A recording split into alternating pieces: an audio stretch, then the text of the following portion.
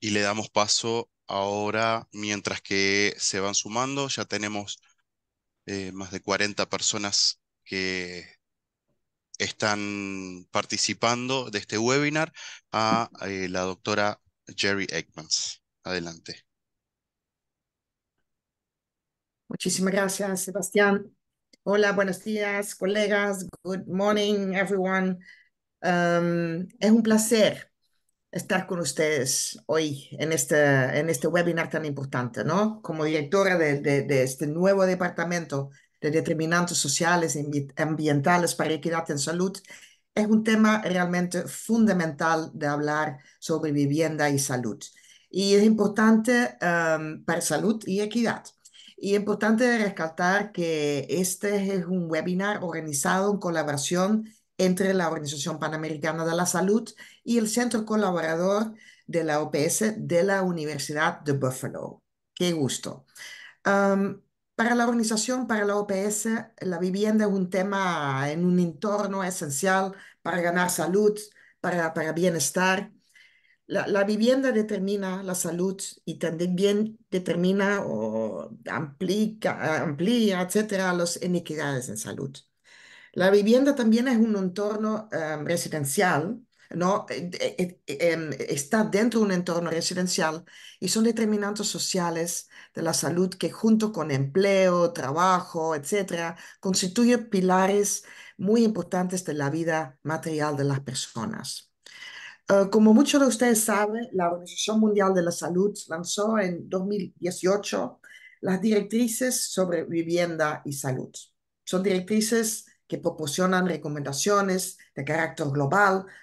Yo creo que fue realmente un logro, fue muy importante, pero su aplicación y el establecer prioridades dentro de eso varía, ¿no? En función de los contextos y requiere adaptaciones locales, subnacionales, nacionales y regionales.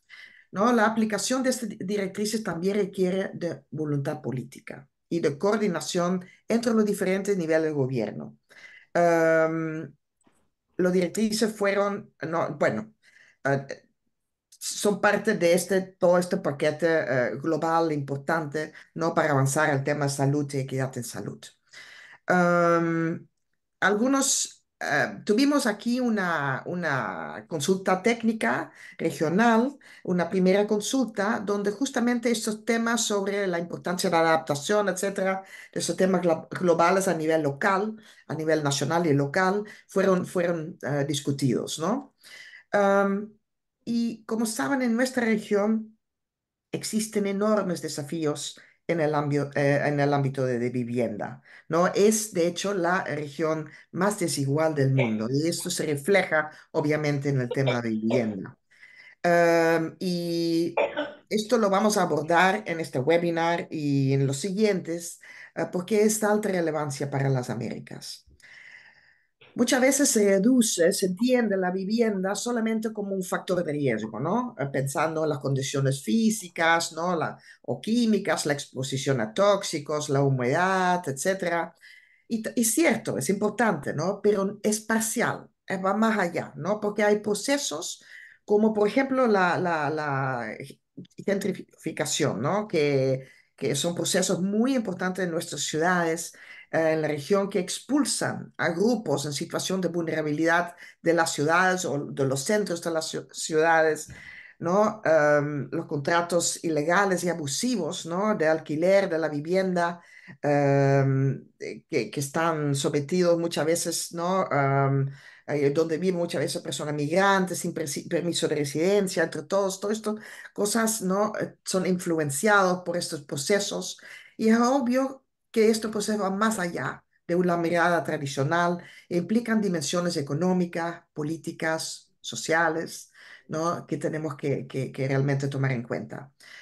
Los asentamientos informales también son un gran desafío en nuestras ciudades, ¿no? En términos de vivienda y salud.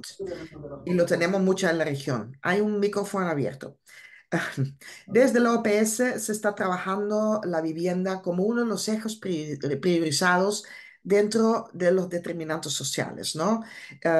Tenemos una iniciativa, un proyecto especial sobre determinantes sociales en Colombia, Chile, Costa Rica, Perú, donde el tema vivienda está bastante central como uno de los ejes, ¿no? No soy de luz, pero Están los micrófonos abiertos.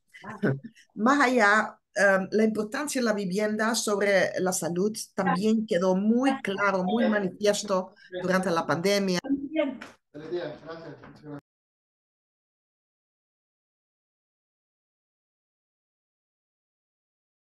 Me pusieron en mute, disculpa. A ver, ¿qué pasó aquí? Todo se me perdió. Todo. Ay, disculpas, ¿eh? Se me... Am, sí, entonces estaba hablando de que la pandemia obviamente puso en manifiesto que la importancia de las condiciones, ¿no? De la vivienda y de hacinamientos que fueron de gran importancia, ¿no?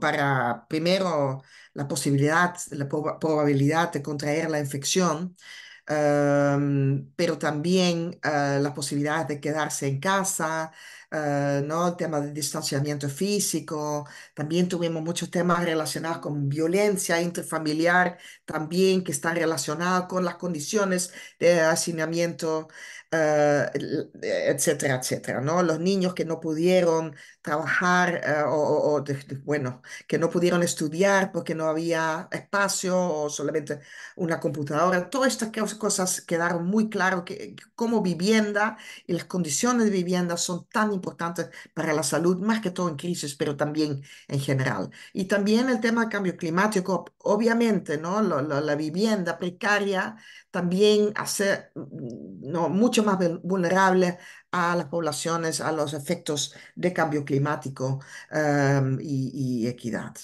Entonces, la reducción de las inequidades en salud y la promoción del bienestar y la salud requiere, entre otras cosas, actuar sobre los entornos donde la gente vive y se desarrolla, ¿no? La vivienda y su relación con la salud en este sentido es prioritario.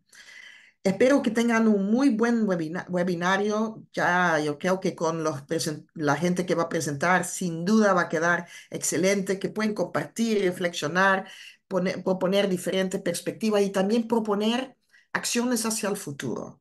Porque es muy importante el debate, es muy importante discutir, pero yo creo que lo más importante es poder tener, ¿no? Propuestas concretas de qué tenemos que hacer, qué podemos hacer para que realmente, ¿no? La vivienda se reconoce como un tema central para la salud, para la equidad en salud y que queda en la agenda, ¿no? central de los gobiernos, ¿no? La mejora de las condiciones de vivienda. Muchísimas gracias, muchos éxitos y estamos pendientes de los resultados. Muchas gracias.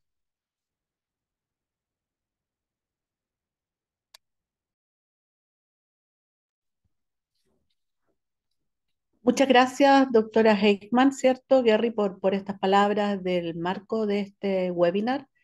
Quiero nuevamente darle las gracias a cada uno de los que nos acompaña hoy día y a todos los que pudieron agendar y estar con nosotros acompañándonos, ¿no? Eh, yo como desde el ámbito de la unidad de promoción de salud y determinantes sociales, es un tema muy relevante donde se inscriben los temas de vivienda y salud urbana, ¿no? Y cómo miramos la desigualdad social, los territorios, de la organización de barrios, ¿cierto? Y comunidades inserto en ellos. Yo estoy muy contenta, digamos, de este webinar que estamos haciendo en conjunto con la Universidad de Búfalo y voy a presentar a nuestros tres panelistas, ¿no? Que nos acompañan. Tres panelistas que hay diversidad de experiencias, de perspectivas y que creo que van a nutrir de manera importante el debate. Eh, tenemos, ¿cierto?, como panelistas, ¿cierto?, en primer lugar en la exposición, ¿cierto?, en la secuencia de la exposición, al doctor Vázquez, Hugo Vázquez. Él es médico salubrista, magíster en salud comunitaria y desarrollo local de la Universidad de la Frontera, magíster en salud pública de la Universidad Autónoma de Barcelona y la Universidad de Pompeu Fabra, y doctor en epidemiología social de la Universidad de Pompeu Fabra.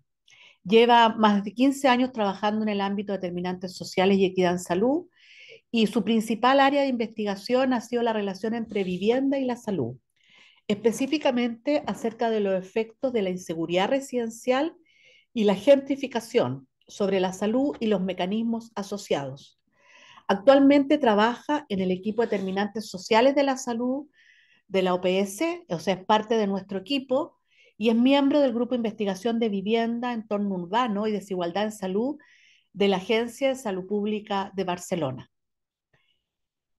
Por favor, Hugo, si quieres comenzamos y voy a ir presentando a cada uno de nuestros panelistas en detalle en cada uno de sus previas ponencias, ¿no? Quizás señalar, ¿cierto? Nos van a acompañar dos otros panelistas, ¿cierto? Que vienen de la Universidad de Búfalo y voy a presentar sus currículos en detalle previo a sus presentaciones. Muchas gracias. Perfecto, muchas gracias por la presentación. ¿Me confirman si se ve bien? Sí, vale. Bueno, muchas gracias. Comienzo con esta presentación que será una presentación breve. De hecho, me voy a poner el tiempo. Y básicamente desde la unidad de promoción y determinantes sociales lo que queremos transmitir es un poco cuál es la visión que nosotros tenemos sobre la vivienda como un determinante social de la salud y cuáles serían algunos de los desafíos que como OPS vemos que tenemos que enfrentar en la región, ¿no? Luego toda la parte de la relación más específica de la vivienda con la salud la presentarán nuestras colegas de la Universidad de Buffalo, ¿no? Entonces, lo que sí me gustaría hacer para comenzar es definir y enmarcar de qué estamos hablando cuando hablamos de vivienda, ¿no? Y nosotros estamos usando ahora una definición propuesta por UN Habitat y la Organización Mundial de la Salud, que plantea que una vivienda adecuada es un lugar que proteja la privacidad y contribuye al bienestar físico y psicológico, permitiendo el desarrollo e integración social de sus habitantes, ¿no? Otra cosa importante es que esta vivienda otorgue seguridad en la tenencia y no nos referimos solamente a la vivienda en propiedad, sino que cualquier tipo de tenencia como el alquiler o la vivienda cooperativa, entre otras modalidades, ¿no? Pero que otorgue seguridad. También es muy importante la infraestructura básica de la vivienda, ¿no? Que sea adecuada, una buena iluminación, calefacción, ventilación o contar con energía disponible para poder hacer las actividades del día a día, ¿no?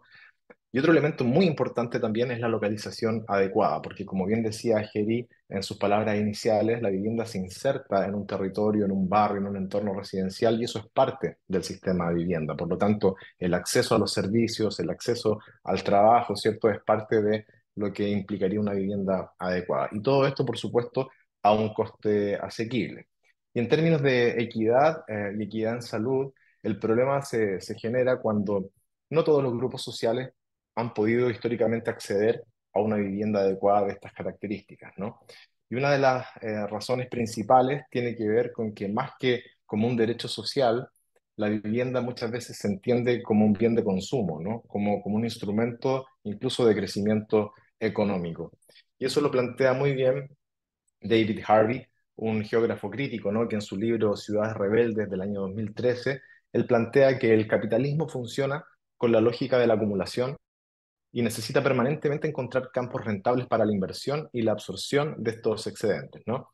Por lo tanto, la construcción de vivienda, ¿no? El ladrillo y la urbanización son así una gran solución. Por ejemplo, en nuestra región pasa un poco esto, ¿no?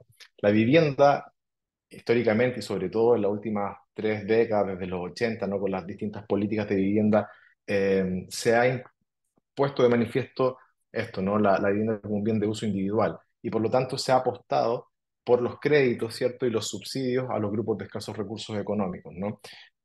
Esta política, sin embargo, no ha logrado, no ha evitado la aparición constante de asentamientos informales en la región, que como decía también Geri, es uno de los grandes problemas, uno de los grandes desafíos que enfrentamos, ¿no?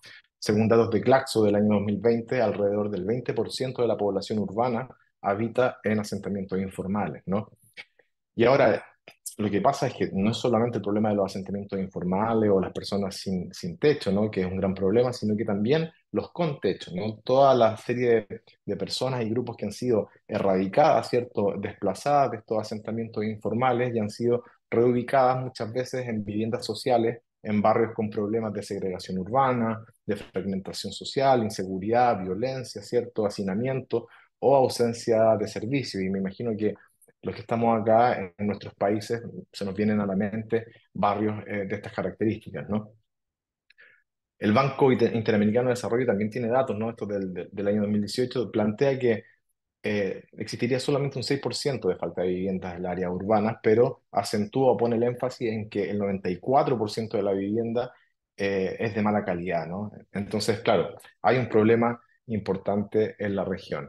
Y esto se refleja, el hecho de no poder acceder a una vivienda adecuada o incluso ser expulsado de tu vivienda y vivir bajo condiciones de inseguridad residencial, se refleja y se puede ver en distintos momentos, ¿cierto? Históricos y en distintos lugares, ¿no? Por ejemplo, acá en las fotos tenemos abajo a la izquierda una fotografía de Nueva York de 1920, ¿cierto? Donde una familia está siendo expulsada, desahuciada de su vivienda, ¿no? O arriba a la derecha, una manifestación de vecinos y vecinas de un asentamiento informal en Padre Las Casas, en Temuco, esto en Chile, eh, protestando, ¿cierto? Al momento de ser desalojados de este lugar, ¿no?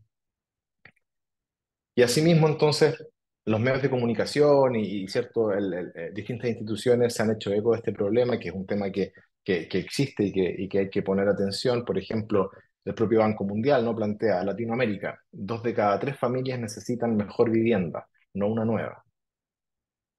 O por ejemplo el diario El País, ¿no? Que plantea lo que la pandemia nos enseña sobre la lucha por una vivienda social digna en América Latina, ¿no? Dice, la crisis sanitaria revela los problemas de la producción masiva de vivienda social implementada en las últimas 3 décadas, ¿no? Un poco lo que les comentaba yo anteriormente. El tamaño reducido y la mala calidad de las casas, el acceso a través del crédito hipotecario y la falta de cohesión social en los barrios, ¿no? O por ejemplo aquí, Latinoamérica, una generación sin hogar, el difícil sueño de una casa propia para los jóvenes latinoamericanos, ¿no? La precarización laboral, que es otro problema que va muy de la mano, ¿no? Con la posibilidad de acceso también a la vivienda. Las continuas crisis económicas y el precio desorbitado del suelo en Latinoamérica han hecho que comprar vivienda sea casi imposible para las nuevas generaciones, ¿no? O por ejemplo esto, 25 personas hacinadas en una casa en Nueva York, ¿no? La crisis migratoria aumenta las residencias ilegales, ¿no? Que es un problema esta interacción, ¿no? Entre los procesos migratorios, las personas que no logran regularizarse en los países y cómo eso les genera una mayor exposición a malas condiciones de vivienda, ¿no?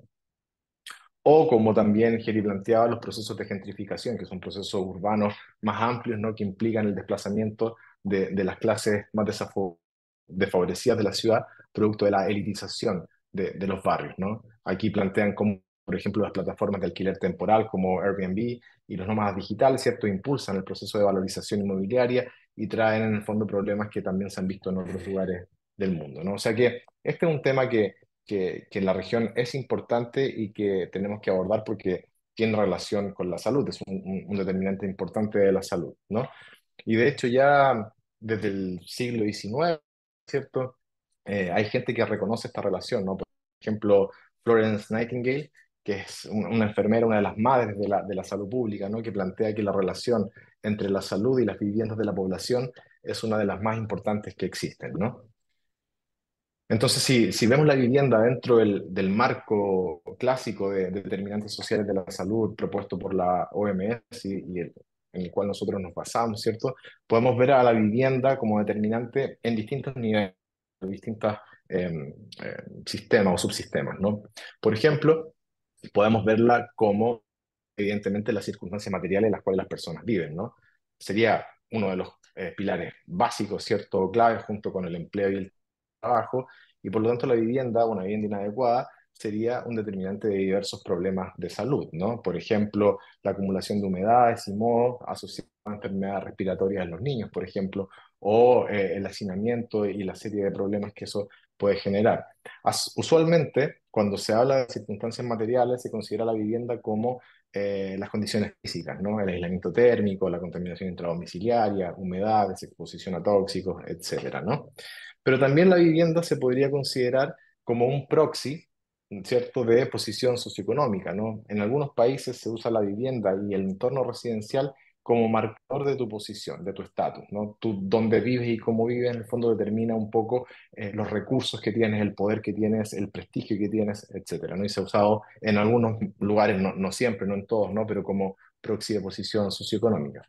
Y ya a nivel más estructural, el sistema de vivienda, que no es solamente la casa, sino que todas las políticas públicas que están alrededor, tanto las políticas de protección social, del mercado laboral, como las propias políticas de vivienda, ¿cierto? Y del mercado habitacional, toda esa interacción genera en el fondo las condiciones para las cuales poder o no acceder a una vivienda adecuada, ¿no? Y con esto se genera una serie de procesos que tienen su causa, ¿cierto? O su origen en este nivel más estructural, como la gentrificación, los desahucios o los propios asentamientos informales, ¿no? Entonces, solamente como para poner un marco, ¿cierto? Conceptual de relaciones entre componentes de cómo nosotros estamos visualizando la vivienda como un determinante social, pongo el marco que se trabaja, ¿cierto?, en la Agencia de Salud Pública de Barcelona, en el equipo de Vivienda y Salud, del cual yo también formo parte, ¿no? Que fue diseñado o creado en el año 2014 y que explica que el acceso a una vivienda adecuada está determinado por dos grandes elementos, ¿no? Por un lado, el contexto sociopolítico, que es lo que un poco les decía yo en la diapositiva anterior, ¿no? Las políticas del mercado laboral, las políticas de protección social, el estado de bienestar, bueno, que es un concepto más europeo, ¿no? Pero todo este contexto, más el sistema de vivienda, que es el mercado habitacional, y las políticas de vivienda y toda esa interacción, ¿no? Ahora, se separan con fines explicativos, pero en realidad todo esto está imbrincado en un sistema que es complejo, ¿no? Y esta vivienda adecuada está compuesta por cuatro grandes dimensiones, ¿no? No solamente las cuatro paredes y la parte física, ¿no? Sino que cuatro dimensiones que son claras, ¿no? Por una parte, dos relacionadas con la vivienda y dos relacionadas con el barrio. En relación a la vivienda y que tiene un efecto sobre la salud, estarían las condiciones físicas, ¿cierto? La calidad estructural de la vivienda, el espacio, el aislamiento térmico, la energía, y también las condiciones legales y económicas y sociales, que esto es súper importante, ¿no? Lo que yo les decía, es importante que veamos la parte física de la vivienda, pero también es importante que pongamos atención en la parte legal, económica y social de la vivienda, ¿no? Y aquí aparecen temas como el costo, la asequibilidad, la estabilidad, el tipo de tenencia, etcétera, ¿no? Y por otro lado, el barrio, que tenemos el ambiente físico, los espacios públicos, el acceso a servicios, transporte, riesgos ambientales, entre otros, y la comunidad, ¿no? Cohesión y red social, violencia, participación, entre otros. Esas cuatro dimensiones, ¿cierto?, que configuran la vivienda en su conjunto, generan una serie de situaciones residenciales que pueden ser o poner en riesgo a nuestra población, ¿no? La salud de nuestra población, como el sinhogarismo, los asentamientos informales, la inseguridad residencial, el hacinamiento, pobreza energética, entre otros muchos fenómenos complejos, ¿no? Y todo ello afecta y tiene efectos sobre la salud de la población, que como les digo, en la presentación siguiente seguramente entrarán en más detalle al respecto, pero lo importante acá es señalar en términos de equidad que estos efectos en salud no afectan a todas las personas de la misma manera, ¿no? Y esto está mediado entonces por los ejes de inequidad, ¿no? Como el género, la edad, la raza, etnia, la clase social o incluso el territorio, ¿no? Y esto mismo, estos ejes de inequidad que en el fondo modulan un poco los efectos de la vivienda sobre la salud, también por supuesto tienen mucho que ver con la posibilidad o no del acceso a una vivienda adecuada, ¿no? Entonces ya para ir terminando, ¿cuáles serían algunos desafíos para avanzar en equidad en salud desde el ámbito de la vivienda en nuestra región? Bueno, diversas situaciones, ¿no? Pero algunas de ellas, por ejemplo, son en términos de las condiciones físicas, que son importantes y yo las mencionaba, ¿no? Tenemos la contaminación intradomiciliaria, ¿cierto?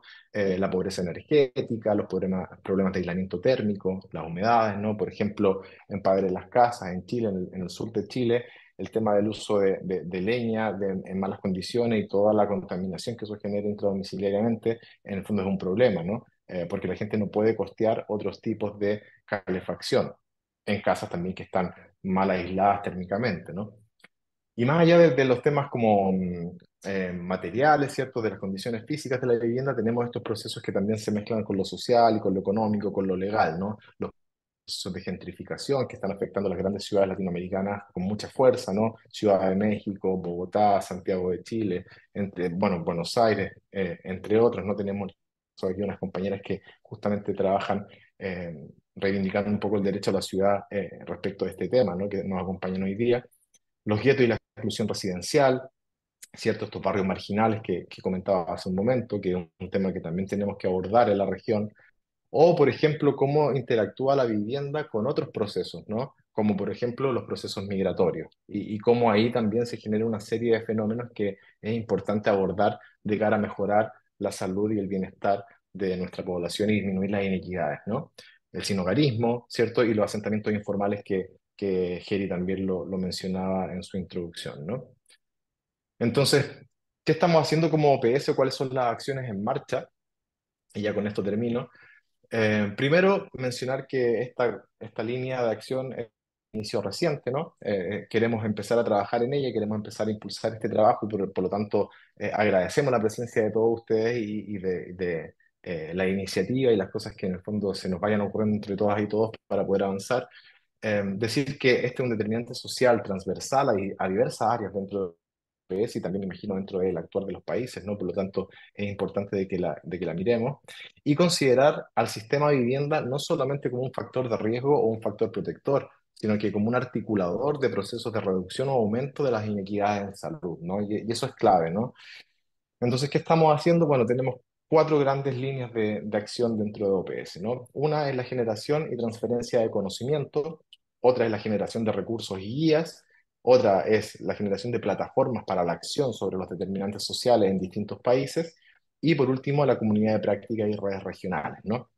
En términos de la generación y transferencia de conocimiento, estamos ya terminando, están en fase de revisión final, una revisión sistemática sobre la relación que existe entre los asentamientos informales, los barrios marginales y la salud, y otra revisión que en el fondo busca mirar qué pasa con las políticas de intervenciones que abordan esta problemática y sus eventuales o potenciales efectos positivos sobre la salud, ¿no? En base a todo este conocimiento, vamos a organizar un seminario, que ya lo aviso, ¿cierto? Pero esto es de cara a 2025, probablemente en Perú, sobre asentamientos informales y salud.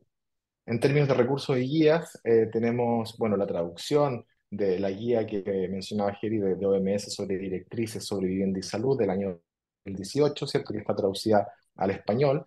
Y tenemos que ir viendo cómo esto se puede aplicar adaptándolo a los contextos regionales y de cada uno de los países, ¿no? Estamos trabajando en ello. Y dentro de las plataformas de acción tenemos la iniciativa de determinantes sociales de la salud y la iniciativa de gobernanza urbana para el bienestar, que son dos iniciativas que transcurren entre 2021 y 2028.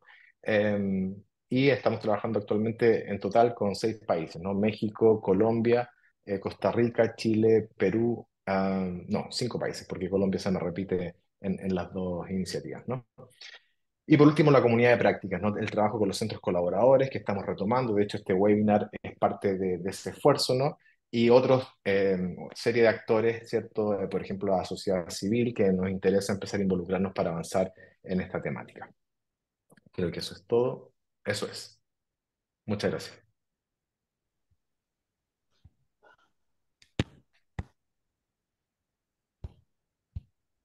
Muchas gracias, Hugo, ¿cierto? Por esta interesante presentación que nos da un panorama general y también una perspectiva de cómo desde el departamento y la unidad tenemos un interés particular, ¿cierto?, en poder fortalecer y implementar esta línea de trabajo. A continuación, entonces, voy a seguir con nuestra segunda panelista, Elizabeth Bowen. La doctora Bowen es profesora asociada de la Escuela de Trabajo Social de la Universidad de Buffalo. Su investigación aborda la vivienda como un determinante social de la salud, centrándose en el estigma, la inseguridad alimentaria, el manejo de enfermedades crónicas y la recuperación de adicciones para personas sin hogar. La investigación de la doctora Bowen se basa en su experiencia en la práctica de trabajo social, en la gestión de programas de vivienda de apoyo permanente basado en la reducción de daños en Chicago, Illinois, en Estados Unidos. La doctora Bowen tiene como objetivo promover la equidad y la liberación en salud a través de su trabajo y asociaciones. Por favor, doctora Bowen, adelante. Thank you. And actually, if you could introduce my co-presenter, Megan Holton, we're going to be presenting together for this next section.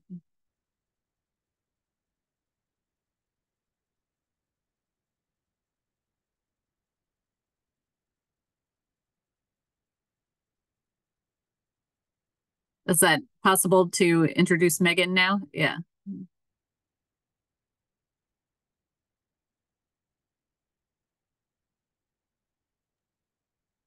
Could maybe just jump right in. I could introduce. No, Is it's that great. okay? Megan Holton. No, don't worry. It's to try to put my microphone. Yeah. Okay, Megan Holton. Megan Holton es investigadora, artista y madre y vive en Anchorage, Alaska. Actualmente estudiante de doctorado en planificación urbana y regional en la Universidad de Buffalo. Su investigación se centra en la relación entre vivienda, la equidad, salud y el cambio climático.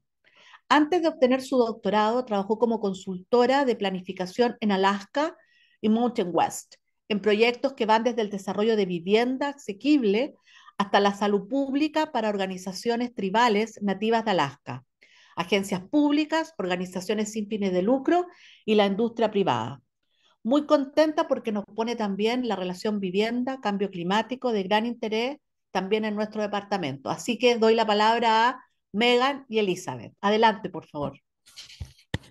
Thank you so much.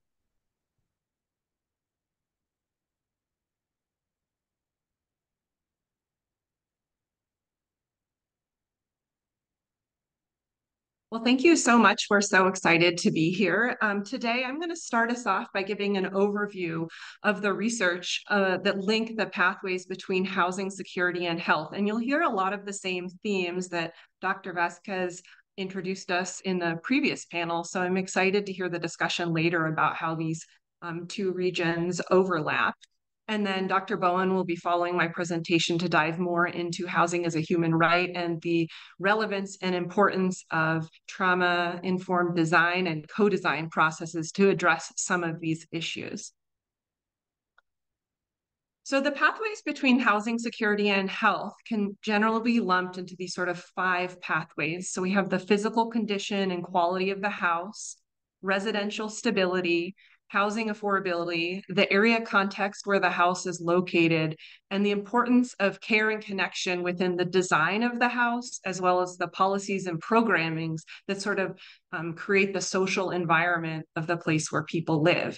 And what I'm going to do is I'm going to walk you through each of these 5 pathways, and then we're going to talk a little bit about the historical roots of some of the inequities, at least in the United States, and then talk about how all these pathways intersect and perpetuate some of either the health benefits or the health negative impacts of these pathways. Our work mostly focuses on the United States, and I'll be pulling in some examples from Alaska, and then we also have some examples from around the globe. So physical condition and quality generally refers to the physical conditions and characteristics of the home. Things like lead paint, mold, poor indoor air quality, and lack of running water and wood smoke from heating and cooking impact both the physical and mental health of individuals and households. For example, rural Alaska Native children are more likely to experience hearing loss if they live in homes without running water. And you see some of those same types of impacts for kids who are living in homes that are heated by wood smoke that have to do with respiratory illness like asthma, and then clinic visits to local hubs. And one of the nice things about being involved with PAHO and the Collaborating Center is the ability to share some of the research coming out of the Alaska Native Tribal Health Consortium with other places in the Americas where communities rely on wood as their heating source. And this is especially important for children and people who are older. Another nationwide study in the United States found that inclusive design features such as ramps, grab bars, and first floor bedrooms decrease falls for elderly people by 20 percentage points. And falls, at least here in the US, are the primary risk factor for nursing home placement, hospitalization, and eventually death.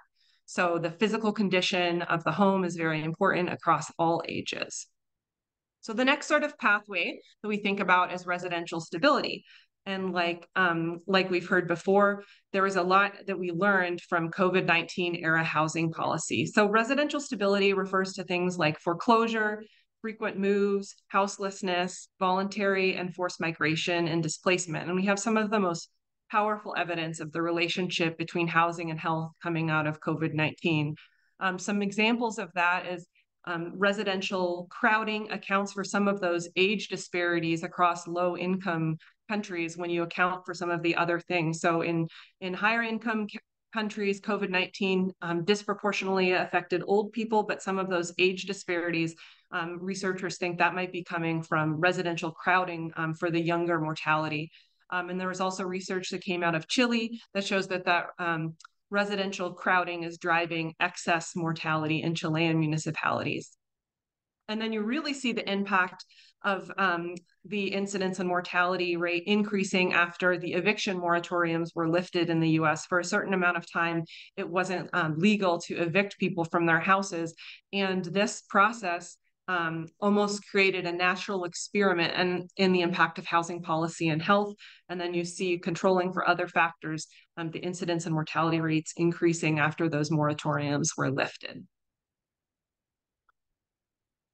This graphic from Benfer and colleagues lays out that relationship between housing policy and the COVID-19 impacts. So on the far left-hand side, you'll see the insufficient legal protections for tenants and federal and state financial support impacting, on one hand, job and wage loss, businesses and economic recession, combined with the pre-existing affordable housing crisis, combines to increase an increased rent burden, increased evictions, and increased displacement, which leads to a variety of strategies that individuals and households use to respond to this challenge, including doubling up, living with family and friends, or homelessness. This results in the increased use of public and shared facilities and a really crowded home environment, which then makes it very challenging to adhere to all of that pandemic protocol that was coming from the CDC and WHO and others, increasing contact with others, and then ultimately increasing COVID-19 transmission, increased infection, and mortality. Another key aspect of residential stability and housing and health is the impact of climate change. This image is a picture from a community in Western Alaska from 2022, Golovin. One of the main impacts of climate change on the communities up there in Alaska more general is that as the globe increases in heat and the sea ice retreats from the land during the storm season, there's increased storm surges that used to be protected by sea ice. And as people's homes are their primary protection from the health impacts of climate change, the housing is this key sort of protective factor in that. And while acute hazards such as flooding shown in the picture and hurricanes can cause short-term migration to new areas, researchers have actually shown that the gradual increases in temperature and issues intersecting with food security and economic instability are more likely what is driving that permanent migration to a new place. Climate migration is also exacerbating the impact of poor indoor air quality on health. And in spite of increasing threats in homes to communities, many vulnerable populations actually choose to stay where they live. Researchers find that the people who are most likely to move are actually people with resources, so not the people who are most impacted by climate change. Globally, these climate change-driven extreme heat, cold, and precipitation events disproportionately impact people experiencing homelessness, as well as increase the risk of homelessness for those who are already housing insecure. I'm going to show you one more example from this residential stability pathway. This is actually an example of a housing approach called Housing First from a place called Fairbanks, Alaska, which is a city of about 90,000 people just under the Arctic Circle in Alaska. Housing First is an approach to housing people experiencing homelessness that doesn't require sobriety as a condition of shelter. Many emergency and temporary shelters, at least in the US, have a condition of sobriety, and this is an approach that doesn't require that. The idea that if we provide housing first, then the health impacts will follow. So this journal article evaluated 2 Housing First projects, one in Fairbanks and one in Anchorage, Alaska. They were the first in the state that opened in 2011 and 2012. And they were both converted hotels with approximately 45 studio apartments, laundry facilities, lobby, dining room, group activity rooms, and sheltered smoking areas. And the rent on these projects were determined by a sliding fee scale based on the ability to pay. And there was case management that accompanied the housing, but it wasn't required. And the evaluation found that there was a decrease in the tenants who reported drinking daily from 51% as baseline to 31% as at 18 months. And this is the same group of tenants. It's not a new tenant population. They also found a reduction in emergency room visits and the cost to the community, so the health system as a whole, per tenant, and the average health cost per tenant over the year. Not shown on this slide, but there's also a decrease in the number of detox facility days, correctional facility days, and feelings of depression, as well as the increased use of preventative health services. So this is one of the most tangible and really quantifiable health and healthcare cost impacts of housing, but there's obviously other unquantifiable benefits of this approach, and also community level benefits related to just the value, the community value of being able to provide shelter to everyone who needs it. So the third pathway between housing and health that I'm going to talk about today is housing affordability. So in the United States, more than 50% of the renter population spends more than 30% of their income on rent, which is considered unaffordable. So housing affordability affects health outcomes because households are typically paying for rent before other items like food, healthcare, transportation, and energy bills. So then these have downstream health outcomes. One study showed that 1/5 of the mental stress resulting from job insecurity was actually due to housing unaffordability. So housing is intersecting with other social determinants of health. And then a study of more than 1 million mothers in the state of New Jersey in the United States showed that each additional $1,000 in public housing subsidy decreased the risk of severe maternal health problems in low-income mothers by 8%. The next pathway I'd like to share with you, and again, we heard this from Dr. Vasquez, is the importance of neighborhood and area context. So that refers to the impact of those areas, the population, that impacts on the population health.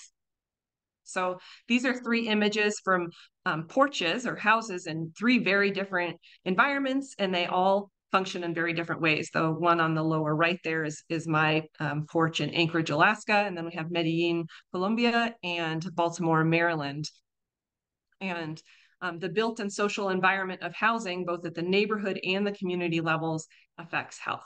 And people who are otherwise securely or affordably housed can still experience poor health outcomes simply because of the location of their housing and neighborhoods, with such characteristics such as fewer trees, more crime, increased environmental toxicants, and less access to community services and staples like healthcare, fresh food, and recreation.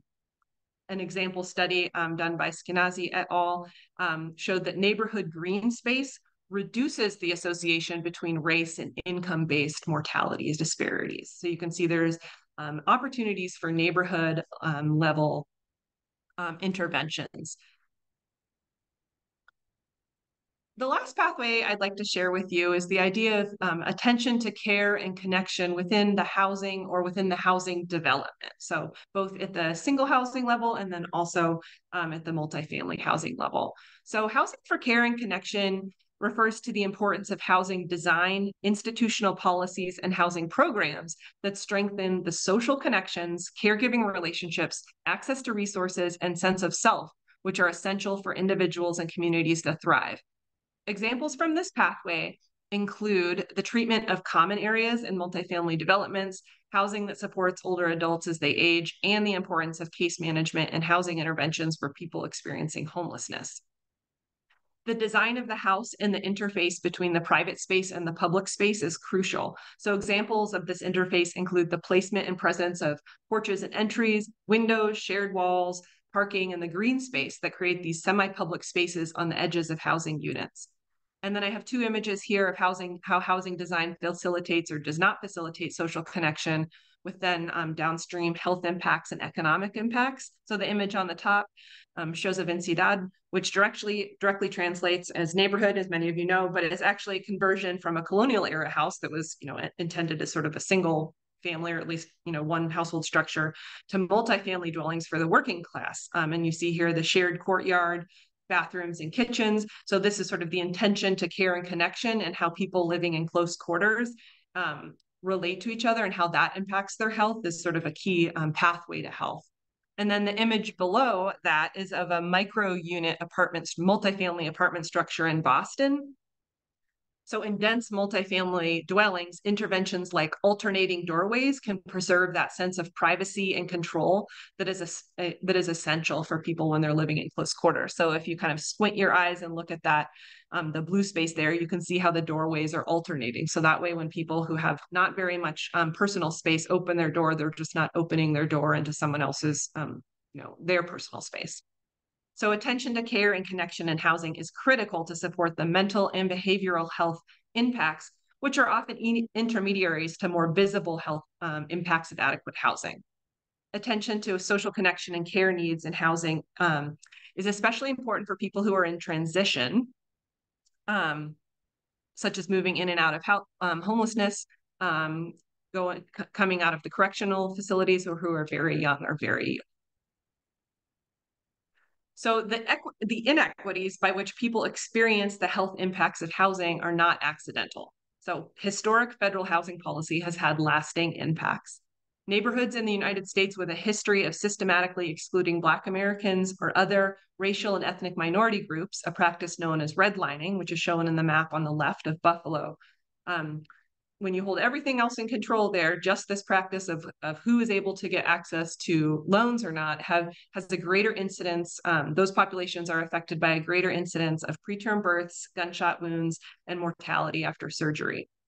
And then on the right, this is a map of the White Earth Indian Reservation in Minnesota, and the map that was associated with this era of American Indian policy called allotment, which was a practice of privatizing collectively held tribal land early 1900s. So a study by an Indigenous scholar compared the home ownership impacts of this practice of privatizing collectively held land and showed that the American Indian reservation that underwent this allotment process had a disproportionate decrease in home ownership and increase in household size, which, as we've talked about, is a potential precedent for these disproportionate experiences of housing-related negative health outcomes in American Indian households. So you see again here, very intentional federal policies. Redlining is one example, and the Allotment Act era affecting the health impacts to marginalized populations 150 years later in one case and 100 years later in the other case. And I'm going to finish up here with just a reminder that these intersections across pathways and the circular nature between these is how these inequities are perpetuated. So people who experience poor health or who have burdensome healthcare bills can struggle to pay rent, which compounds health needs. And housing insecurity can also then compound over time. So people who are in unaffordable housing are at a greater risk for eviction, which makes them less desirable as tenants, and then tends to concentrate absentee landlords and vulnerable households into poorer neighborhoods. So as shown in this figure, the factors that pertain to housing stability, housing affordability, and health are existing in the cyclical relationship. So you have a lack of affordable housing driving housing insecurity, which then leads to an increased risk for communicable disease, poor physical health outcomes, and then leads to increased healthcare costs, which negatively affects an individual or household's ability to afford housing, creating a vicious cycle. So I'm going to pass it over here to Dr. Bowen, and she's going to pick up where I left off, talking about the goal of health equity. Great. Thank you so much, Megan, for that concise but thorough overview of the research linking housing and health. And I just want to reiterate that Megan and I are both really delighted to be here and be part of this conversation today. So now I'm going to follow up on what Megan presented to hopefully present a little bit more optimism, talking about what we can do to disrupt this vicious cycle between inequitable housing and poor health outcomes. And so we like to think of this in terms of health equity. So health equity is the idea that all people everywhere should have the opportunity to be as healthy as they can possibly be and to define what health looks like for them, because we may not all share the same definitions of health. And quite simply, we believe that health equity is never going to be a reality without better access to housing that is safe, stable, and affordable for all people. So that is obviously a big dream and a big vision. How do we get there? And I think that's there's no easy answers to it, but we wanted to highlight 3 ideas that we think are important and talk about those in terms of global policy implications. So I'm going to speak very briefly on the right to housing, trauma-informed care and design, and co-design. Megan, if you can advance the slide. Yeah.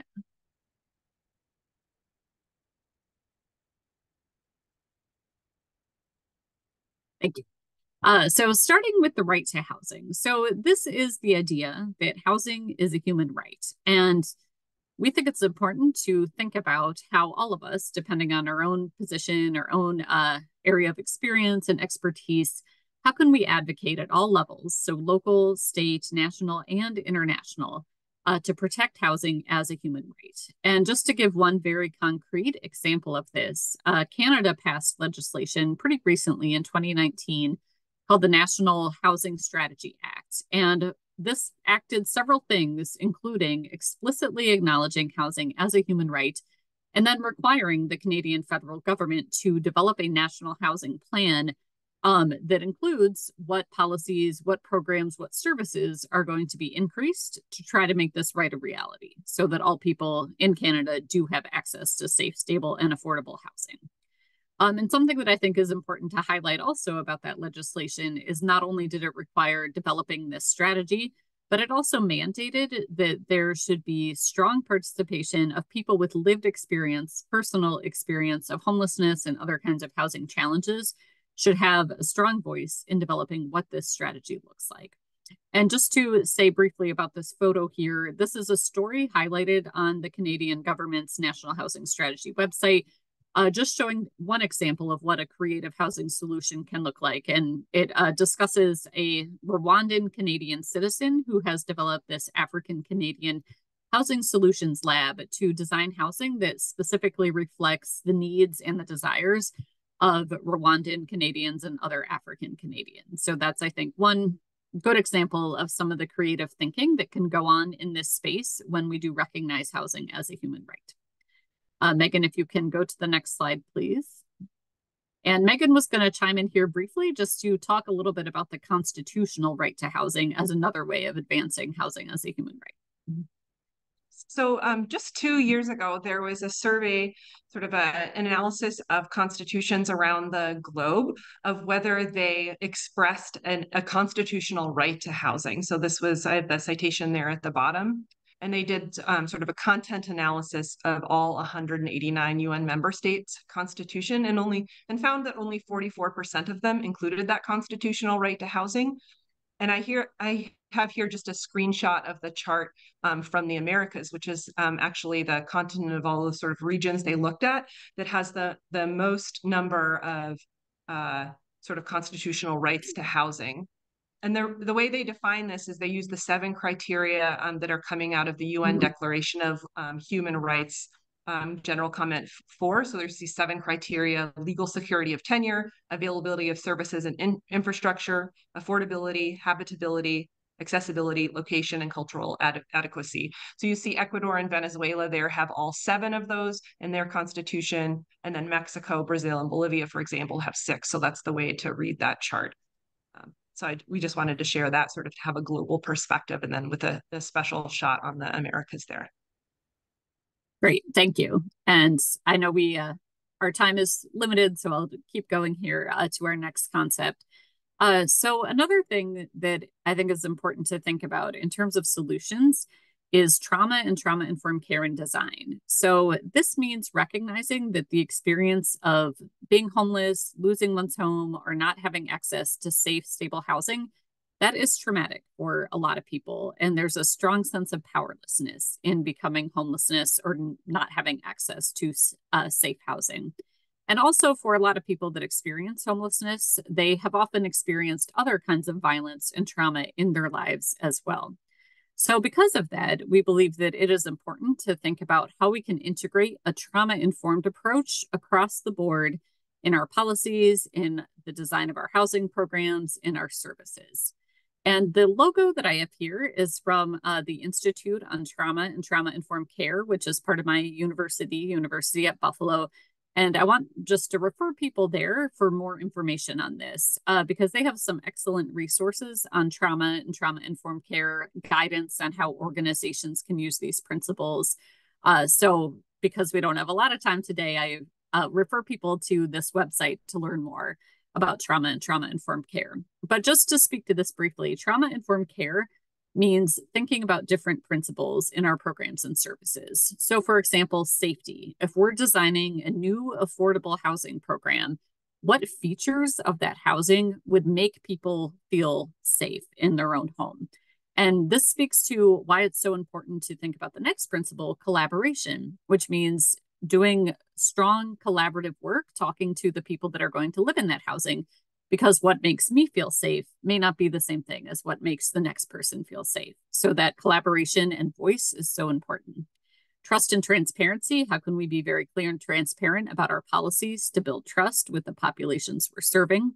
How do we restore a sense of choice and real choices to people? Because being homeless means having some choices taken away.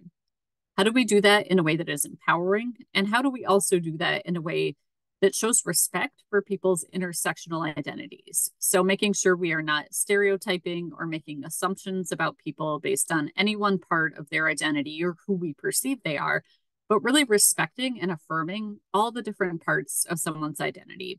So that's, in a very short nutshell, that's being trauma-informed. Megan, if you could go to the next one, please. And then lastly, co-design. So just to share one example of what this can look like, something that we read about in the literature was a collaboration called the Sikuwe My House collaboration between two Dene First Nations communities in Canada and faculty and students from the University of Manitoba. And this collaboration really grew directly out of a realization that there were a lot of health problems in the Dene communities directly related to housing, so including elevated rates of tuberculosis due to overcrowded and poorly ventilated housing in these communities.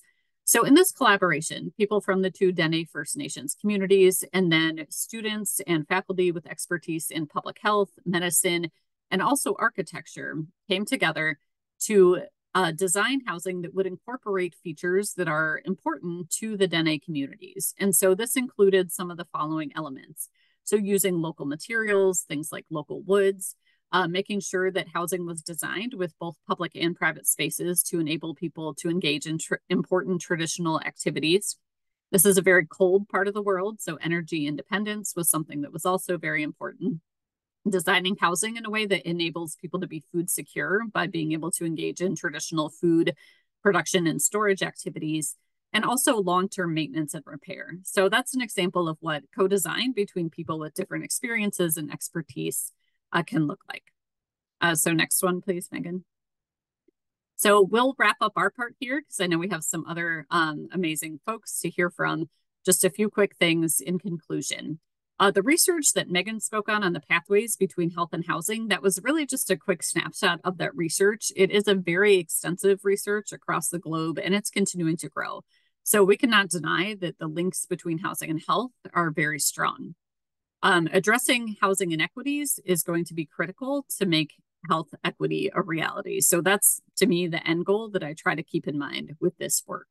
And how we get there is obviously, I think, a very big challenge, but we do think that policy change promoting the right to housing, trauma-informed care and design, and co-design programs and services is part of the solution. And lastly, we wanted to say that we recognize that different communities are going to have different solutions to this issue of housing inequality and health inequities. We certainly have a lot to learn just from listening to each other, and Megan and I are both, again, just very pleased to be here and be part of this conversation. So thank you very much.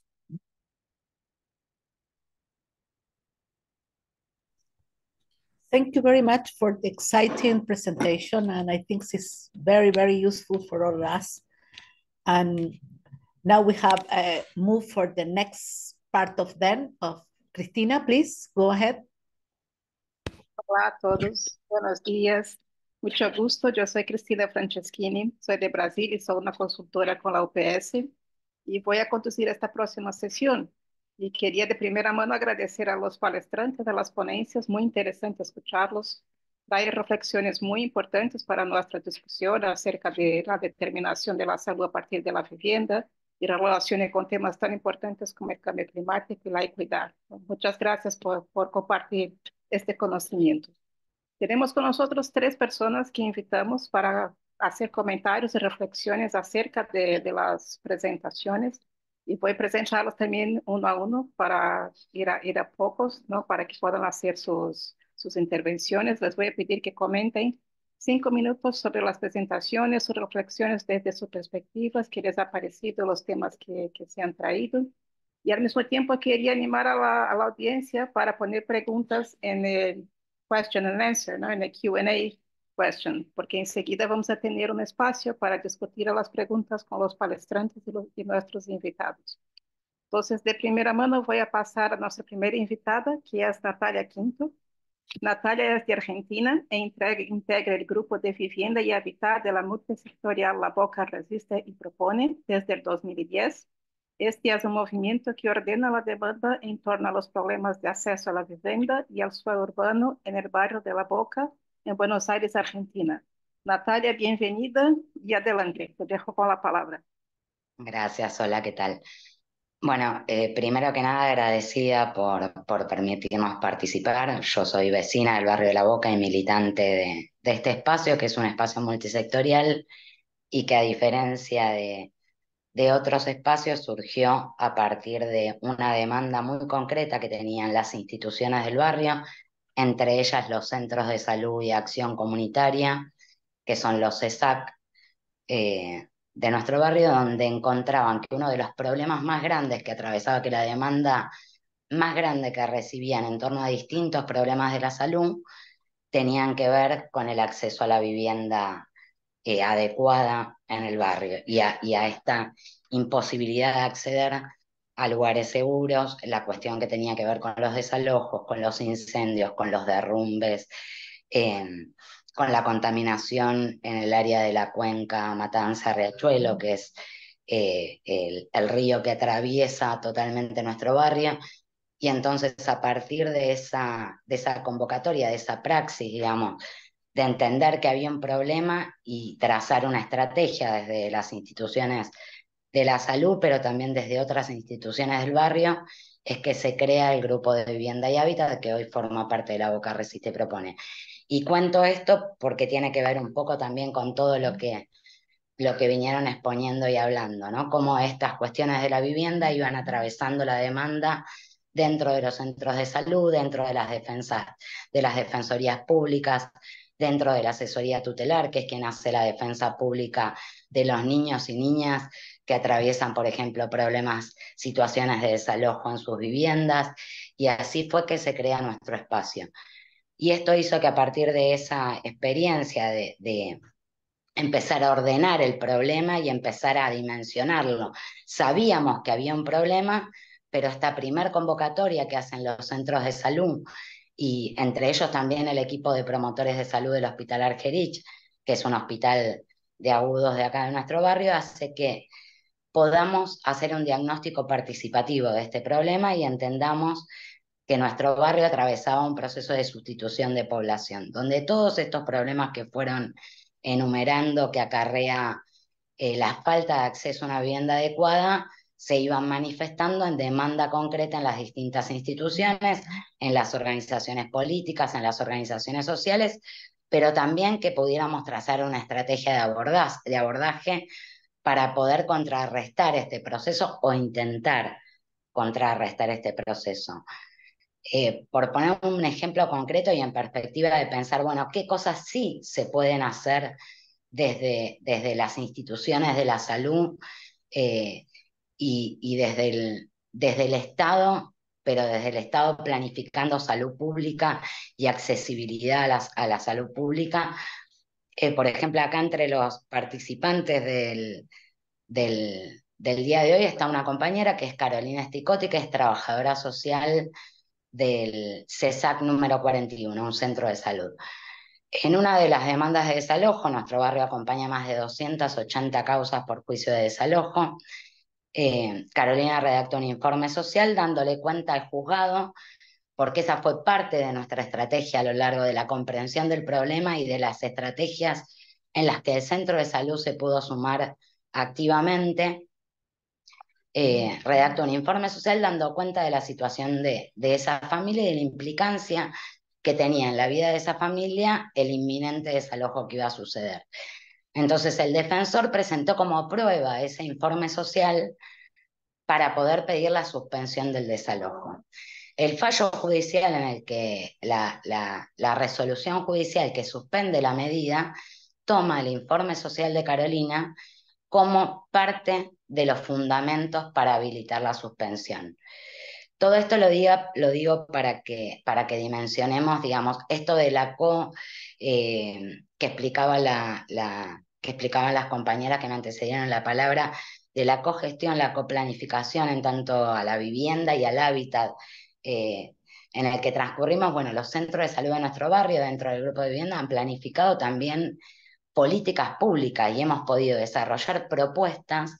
Nuestro espacio se llama La Boca Resiste y Propone porque nos resistimos al proceso de gentrificación de nuestro barrio, pero también elaboramos propuestas sólidas que tienen que ver con estudiar el problema, comprenderlo y multisectorialmente, en conjunto con la defensa pública, en conjunto con las instituciones de la salud, en conjunto con los habitantes, con las organizaciones sociales y políticas, planificar propuestas concretas que vayan trayendo soluciones a los problemas. Un problema muy grande que tenemos es el del hacinamiento, esto que en México por ahí le dicen vecindades, acá se llaman conventillos, y hacen que por ahí una familia con 8 integrantes viva en una vivienda de 4x4 y que los chicos, por ejemplo, los niños no tengan espacio de juego, no tengan espacio para realizar la tarea, no tengan espacio donde desarrollar sus roles de intimidad dentro de la vivienda porque comparten baño por ahí con 12, 14, 20 familias y tienen que esperar el turno de la ducha, esperar el turno para poder asistir al baño. Esto va trayendo un montón de innumerables problemas que los oradores han explicado muy bien.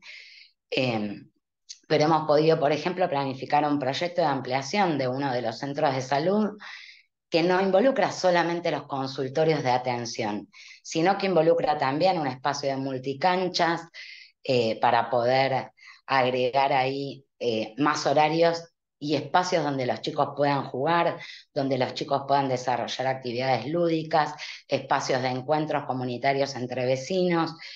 Y así hemos modificado y perfeccionado nuestra estrategia a lo largo de los años. Creo que hay muchísimo y muchísimo más de lo que a veces los profesionales de la salud piensan que se puede hacer en materia de sumar a las estrategias de solución de estos problemas y de la planificación de políticas públicas en las que a veces las instituciones van pensando de manera aislada la atención a un problema.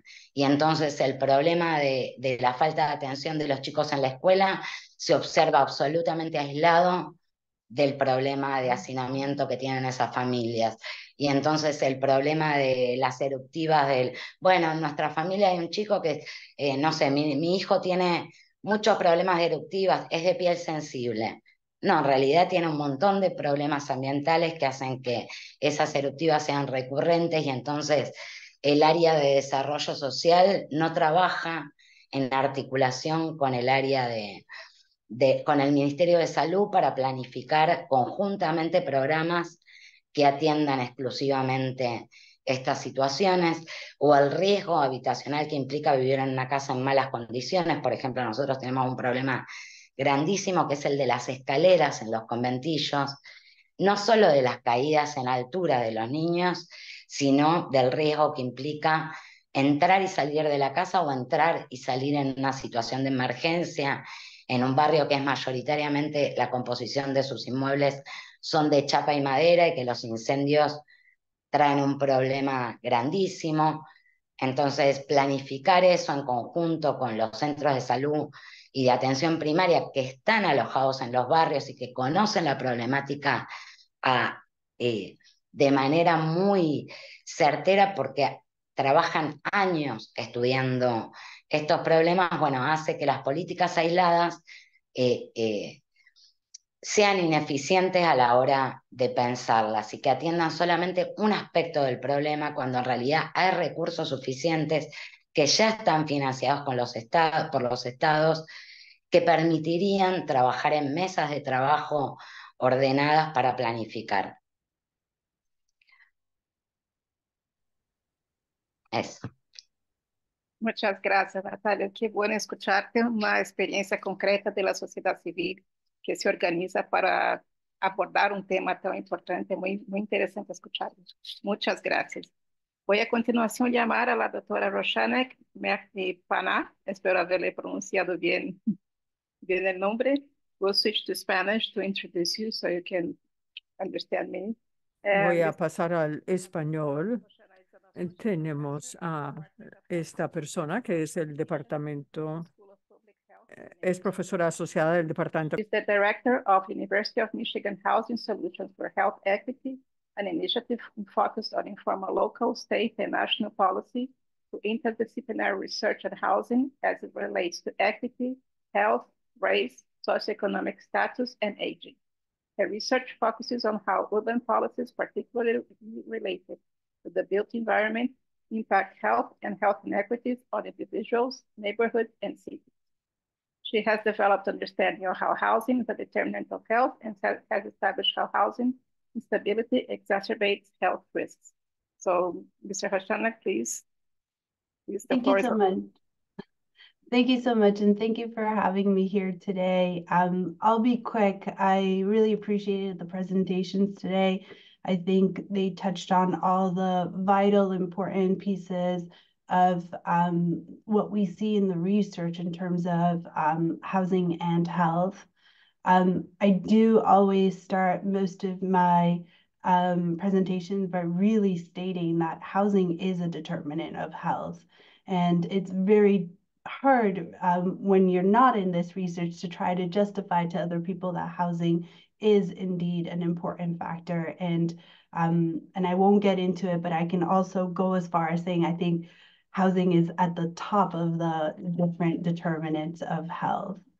And I also want to stress that although we keep hearing about the housing crisis, the word crisis itself points to a very acute moment in time, as if this crisis is new. However, housing issues have been a long time coming, and I know both Dr. Holton and Bowen kind of talked about this.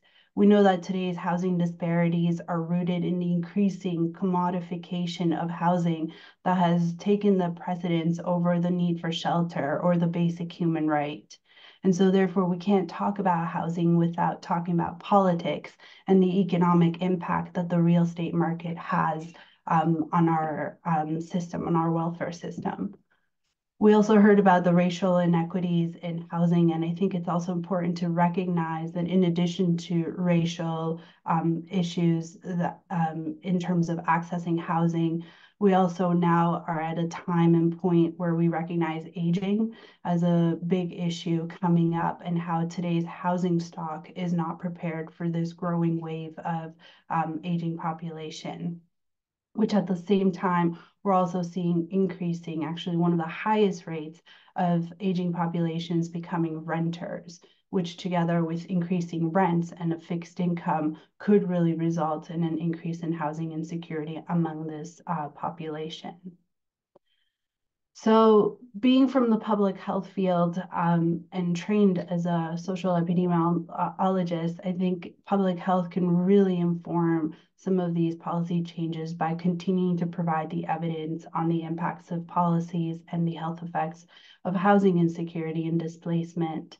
I think public health departments, particularly at the local level, can also partner with city, neighborhood, and housing departments to really use community health assessments and identify major housing needs of residents with the goal of addressing those needs.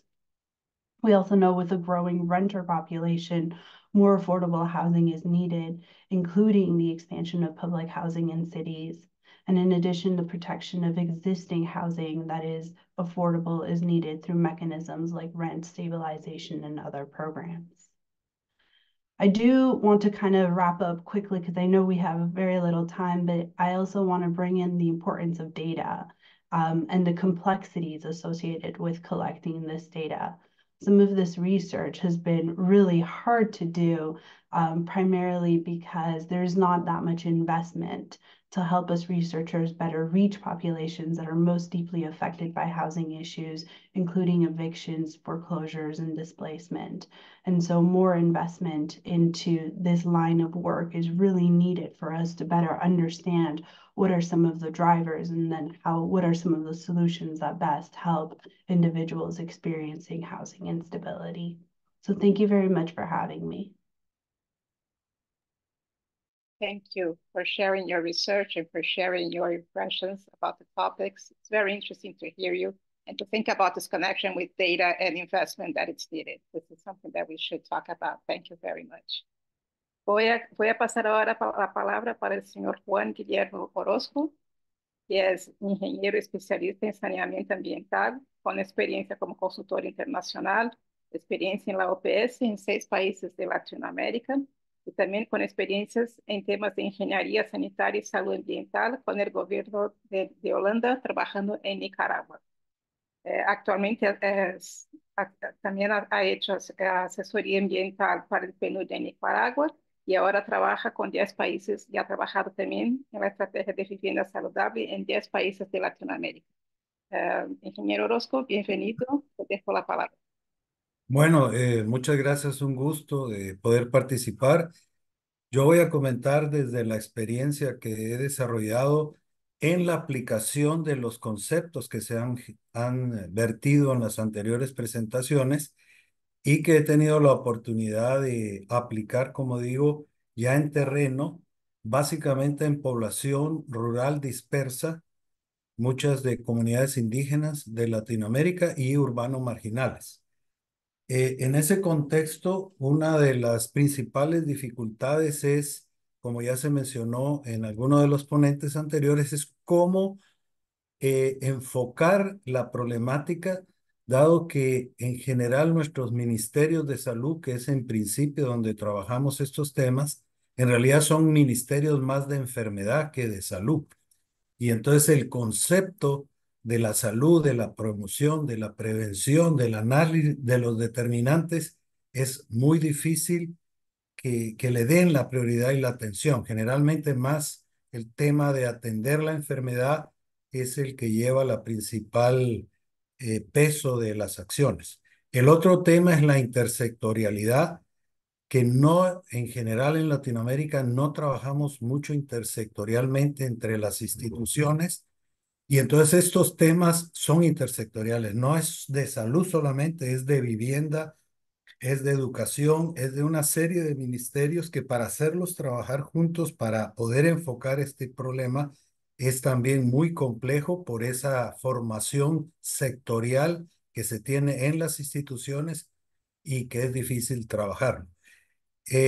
Actualmente estoy trabajando en la experiencia de aplicación de la estrategia en Guatemala a raíz de 2 proyectos financiados por la Unión Europea y el gobierno de Suecia, basados ambos proyectos en la parte de desnutrición, que es un gran problema de la población rural en Guatemala, y en niños menores de 5 años y madres gestantes.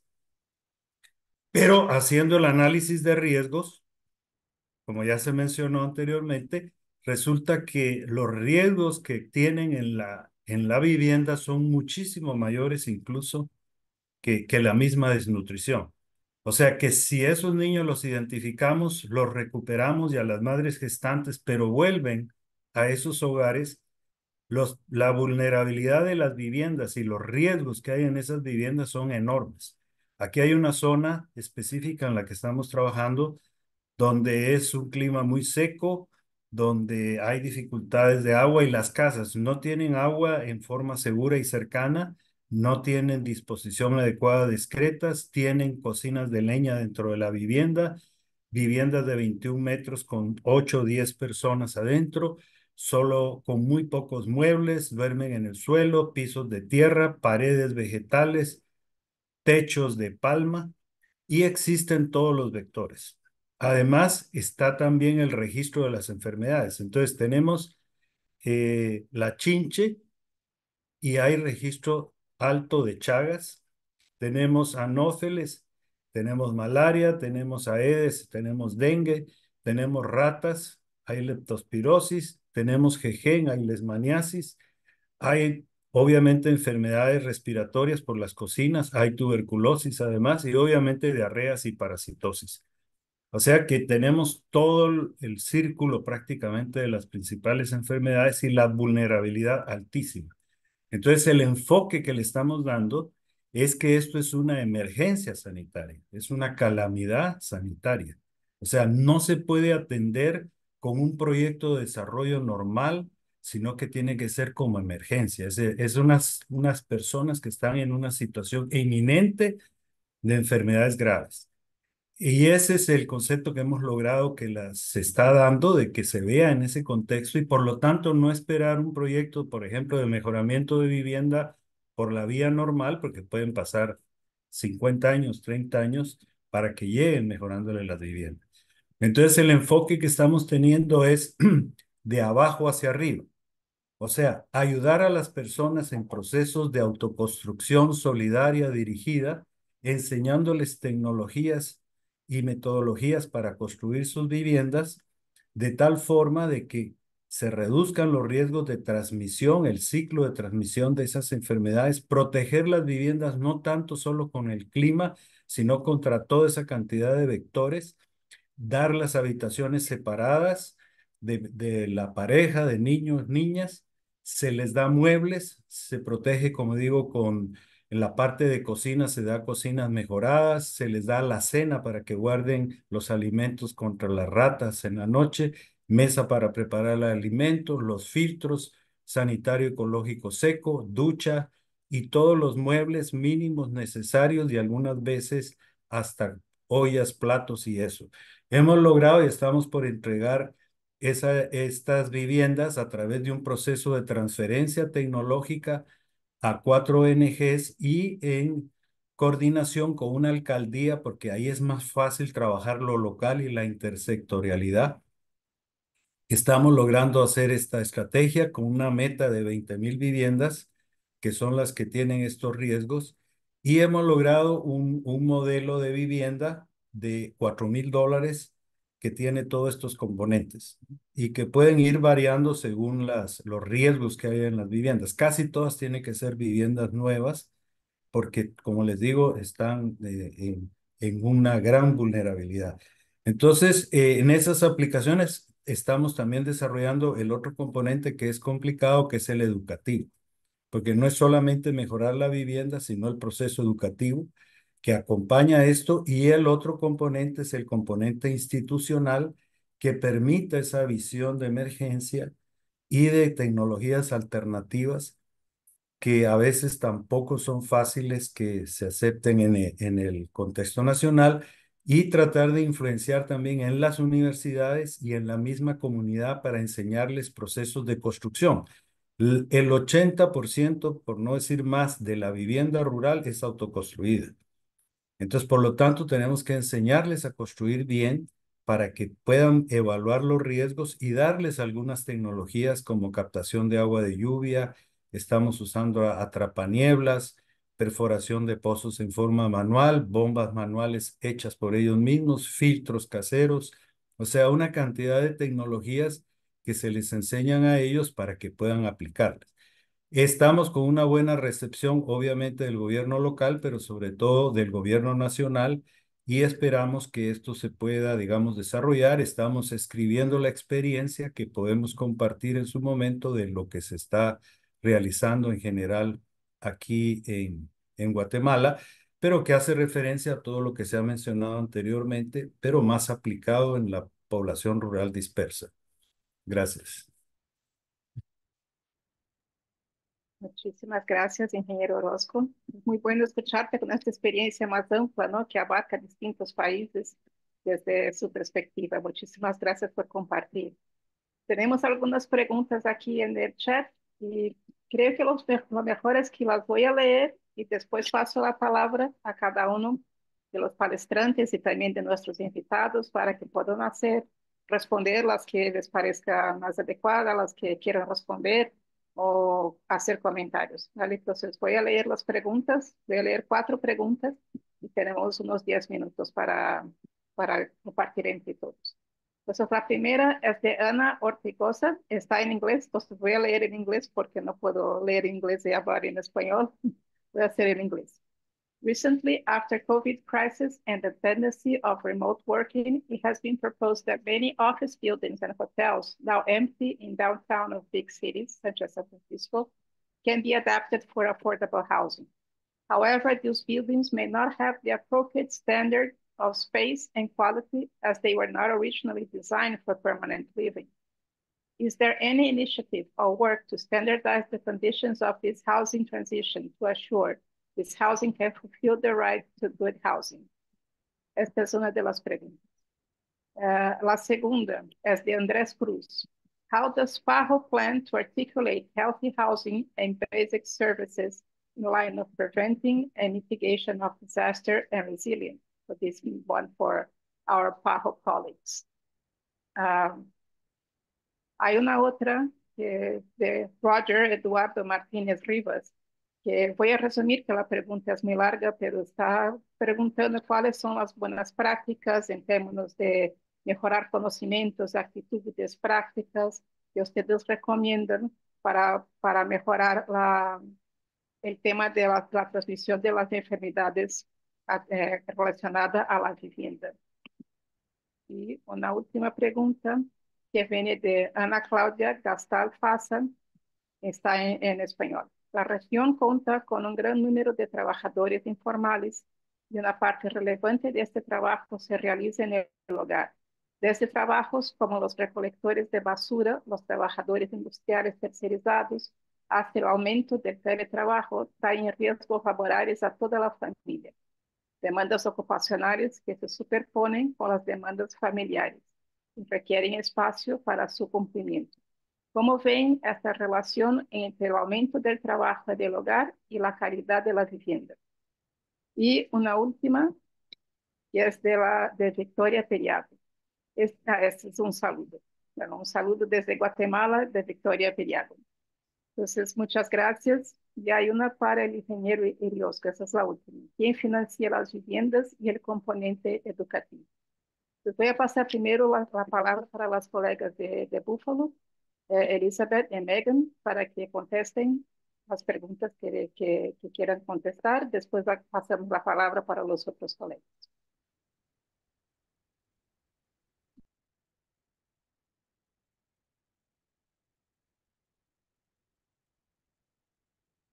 Elizabeth, Megan, you want to share your insights and reflections on the questions? I know there are a lot of questions, but the ones that you think you can reply to.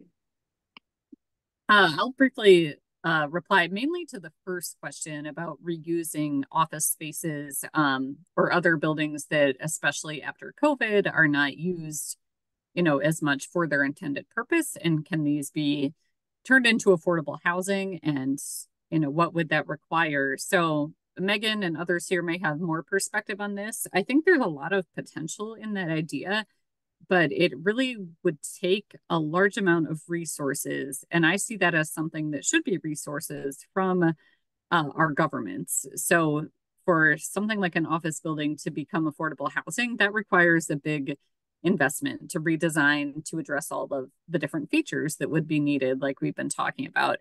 And overall, in the United States, at least, we have not invested that well in affordable housing. And so there may be some places, some cities where this is happening, and I'm not sure exactly who is funding it, but I think there's more potential for that idea to be scaled up, but it would take a larger, I think, ultimately federal investment. And I don't think that has really happened yet in the United States. Megan, do you have anything you'd add? Yeah. I mean, I can just speak to my experience in Anchorage and how those have rolled out, and they've been these huge lifts of collaboration. So you have like private philanthropy. Sometimes affordable market rate developers will invest in these because they recognize their place in sort of the broader ecosystem. So I think, again, like Dr. Bowen was saying, there's a role for our governments as a reflection of our values as a community to put forth that support from the government, because right now it's really being like relied on the goodwill of individuals, which is maybe not the best way to provide that type of housing. Thank you very much for your reflection. I would like to ask Hugo if he wants to reply to some of the questions or general comments.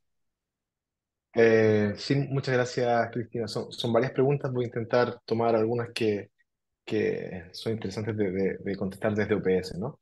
Em, por ejemplo, la de Andrés Cruz, ¿no? En términos de qué se hace desde OPS, cuál es el plan para abordar el tema de vivienda y otros servicios, ¿no? En entornos de emergencia, ¿no? En la respuesta a la emergencia. Bueno, es interesante porque justamente OPS, a raíz de la pandemia de COVID-19, realizó una evaluación, ¿cierto?, muy completa, holística, que de hecho está publicada en la página web, a partir de un proyecto, bueno, que se llama IDEP C19, ¿no? Pero más allá de la sigla, la importancia de evaluar cómo se actuó frente a la emergencia y a partir de ello tomar lecciones, ¿cierto?, para poder generar planes para responder, prevenir, responder y mitigar desastres de mejor manera en la región, justamente integrando todas las distintas áreas, ¿no? Este es un trabajo multidepartamental dentro de la organización, por lo tanto, yo creo que eso va un poco en la línea de lo que plantea Andrés, ¿no?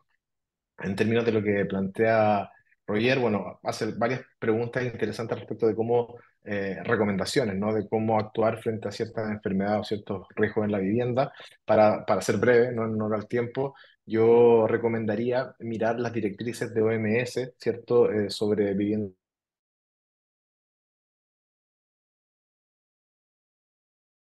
de la vivienda y con recomendaciones para actuar sobre ello. Y de hecho, OPS lo tradujo como decía Geri y yo después en la presentación del 2021 al español. Así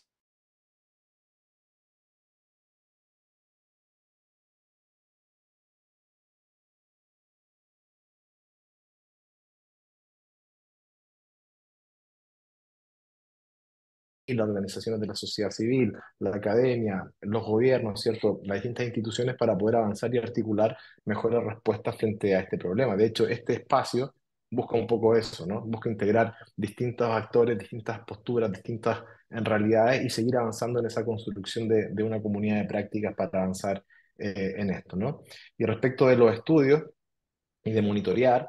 También esto es bien interesante porque justamente desde la unidad de promoción de salud y de determinantes sociales estamos avanzando en diseñar e implementar sistemas de monitoreo de determinantes sociales de la salud para justamente poder entender los mecanismos por los cuales los distintos determinantes sociales, ¿no? Como la vivienda, como el empleo y el trabajo, como los procesos de cohesión social o los procesos migratorios, ¿cierto?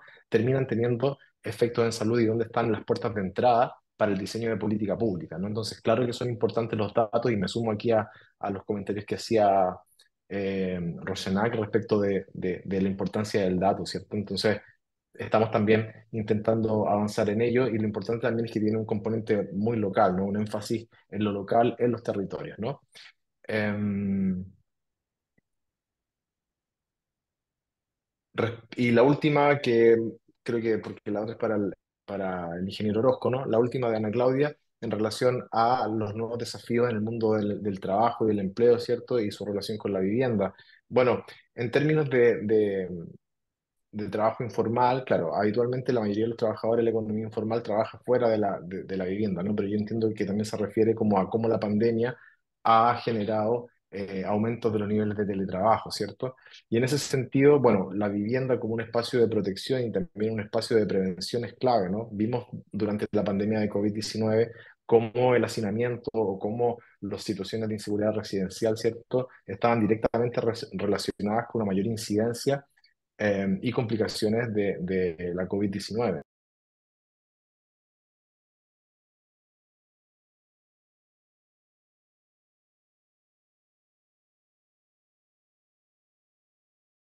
Muchas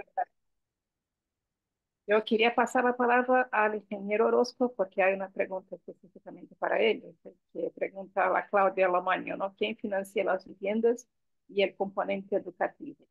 Sí, rápidamente también ahí Andrés Cruz preguntaba para la parte de mitigación y desastres. En general, muchas de las tecnologías que usamos para vivienda rural dispersa se pueden usar y hemos usado en bastantes emergencias, debido a que en ambos sentidos no hay servicios, digamos, en ese momento. Hay que hacer tecnologías que no impliquen redes de servicios. Entonces, lo que usamos en las viviendas dispersas se usan también para el manejo de emergencias y desastres. También pues tenemos la participación de la comunidad muy importante por los procesos de autoconstrucción, dándoles las instrucciones para las buenas prácticas de cómo construir y conviene seguir haciendo también estudios de los riesgos alrededor de enfermedades vectores y los ciclos de transmisión. Lo que tenemos que trabajar en la vivienda es cómo cortar el ciclo de transmisión de las enfermedades. En el caso de las temas dentro de la vivienda por humos o cocinas, lo que en Guatemala se usa es muy difundido y son muy, muy buenas, son las cocinas de leña mejoradas, donde tiene escape de gases y se consume 40% menos de leña. Eh, bueno, con Victoria Piago, pues estoy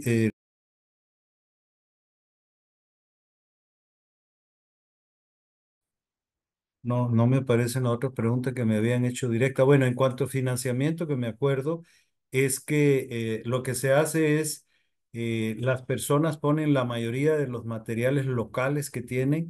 A veces construimos en bajareque, o sea, con lodo para construir, y ellos les enseñamos a hacer los muebles también. Y el Estado les ayuda con una subvención para hacer las viviendas. En el caso de las viviendas que estamos haciendo, tenemos el proyecto que nos está financiando para las viviendas demostrativas. Pero la idea es dar subsidios para las personas porque están, como digo, en una situación de emergencia y utilizar la mayoría de materiales locales y tecnologías adecuadas. Por último, yo quisiera también mencionar un tema que es importante que lo tengamos que ver en el futuro y es también qué enfermedades se generan por la vivienda misma o los riesgos. Y dos cosas creo que se tienen que ver en el futuro por el tema también de cambio climático y otros temas, que es las basuras que se generan en la vivienda y la descarga de aguas residuales. Yo creo que sobre todo esto de la descarga de aguas residuales ya no puede seguir haciéndose. Hay que cambiar de tecnología. No es posible seguir contaminando todos los ríos de las grandes ciudades porque, claro, el arrastre hidráulico lo saca de mi vivienda o de mi ciudad, pero se descarga en algún sitio, generalmente sin tratamiento o un tratamiento que no es completo, no es adecuado. En Latinoamérica, con costo llegamos a tratamiento secundario, pero no hacemos tratamiento ni terciario ni cuaternario. Por lo tanto, todos los sólidos disueltos y muchos suspendidos siguen y contaminan. Yo creo que esa tecnología fue útil hace 500 años, pero hay que cambiar. Por lo tanto, también tenemos que ver cómo se generan otras opciones tecnológicas, sobre todo para la parte de agua residual, y cómo cambiamos ahí sí con un cambio de comportamiento de las basuras que se generan en la vivienda. Hay que buscar el ciclo cero, o sea, descarga cero de aguas residuales y descarga cero de basuras y hacer reciclaje en el caso de las basuras con responsabilidad de las empresas que producen muchos de los productos que después se van a la basura.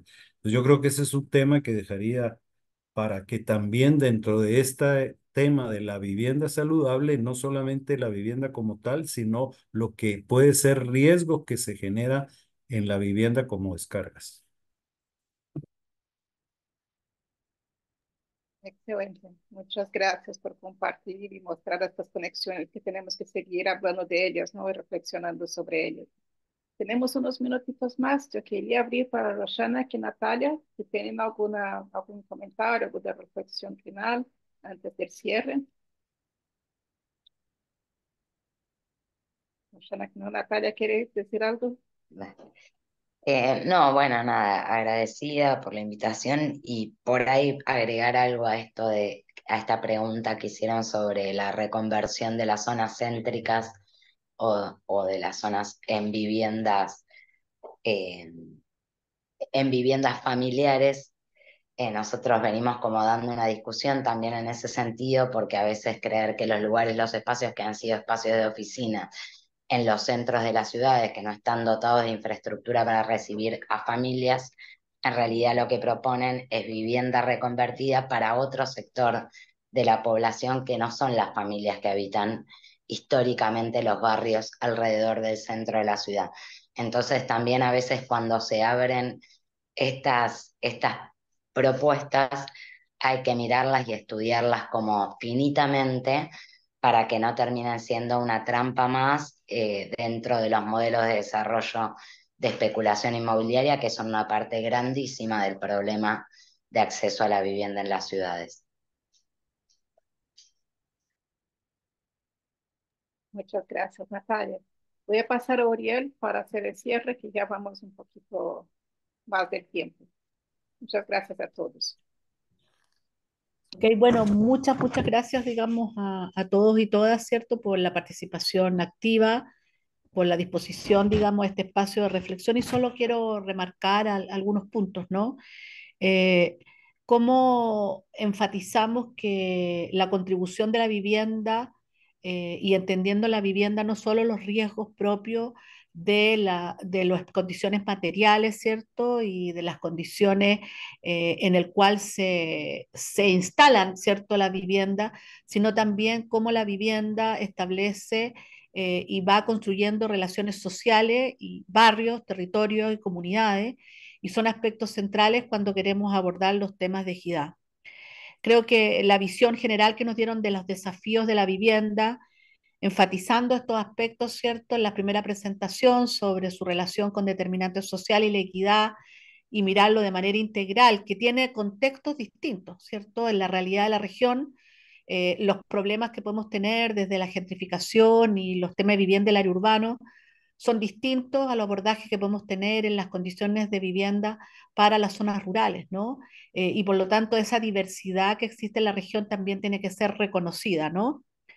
También nos dan un panorama de cómo esto ha impactado post-COVID, ¿no? Y qué desafíos también se nos presentan frente a lo que es el cambio climático y cómo, cierto, también debemos considerarlo como un tema central cuando relevamos las estrategias asociadas, cierto, a lo que es la realidad de los pueblos originarios y las comunidades indígenas, ¿no? Por otro lado, cierto, nos han enfatizado la importancia del derecho a la vivienda, ¿no? Como un tema fundamental, ¿no? Y cómo esto evoluciona en la región y todavía existen brechas importantes con respecto a esto, ¿no? Eh, También nos relevan, ¿cierto? Creo que es muy interesante el trabajo que nos plantean los compañeros, ¿cierto?, de Búfalo con respecto al tema del trabajo con el Instituto de Trauma y Impacto en Salud, ¿no?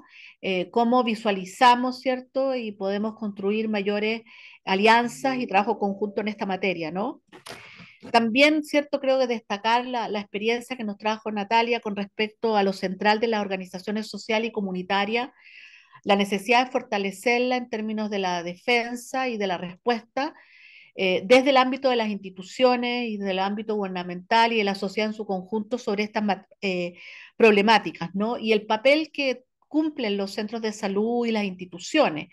A veces cuando no hay temas vinculados directamente con el acceso a servicios y en una mirada más bien que también nos comentaba, ¿cierto?, el ingeniero Orozco en relación a un ministerio más bien a veces centrado en la enfermedad y no en la salud, los temas que salen de esa esfera pareciera que no fueran temas en el cual le cabe un rol importante al sector sanitario, ¿no?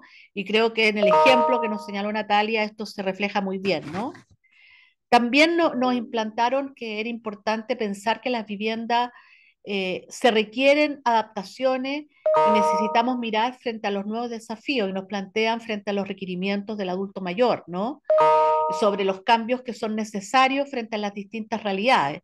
Y sin duda la característica de una vivienda que también tiene una apreciación simbólica, ¿cierto? Histórica para muchas de las realidades, tomando en consideración también los pueblos originarios y determinadas comunidades étnicas, son temas relevantes en términos de su diseño y planificación.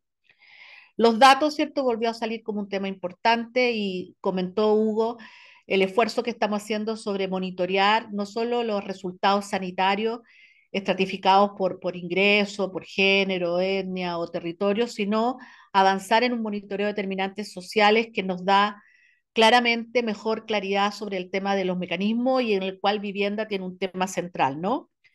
Nos señalaron fortalecer el trabajo intersectorial como un tema central con respecto a poder avanzar en este tema, ¿no?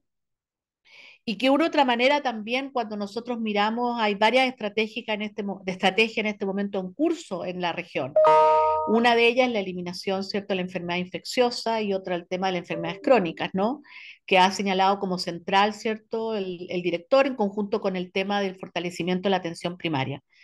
Y el ingeniero Orozco nos recuerda cómo las condiciones de vivienda está estrechamente vinculado y también con las preguntas de algunos de los participantes, ¿no? En lo que son las condiciones en el cual se reproducen estas condiciones adversas en términos de vectores y de condiciones para reproducir la enfermedad infecciosa y reproducir este círculo, ¿no? Así que creo que nos han dado un panorama general que nos plantean desafíos y también nos deja contentos de que estamos trabajando en la línea que nos han planteado y esperamos poder ir avanzando y responder en la expectativa en la medida que tengamos estas coordinaciones y trabajo conjunto. Así que muchas gracias a cada uno de ustedes y todas, ¿no?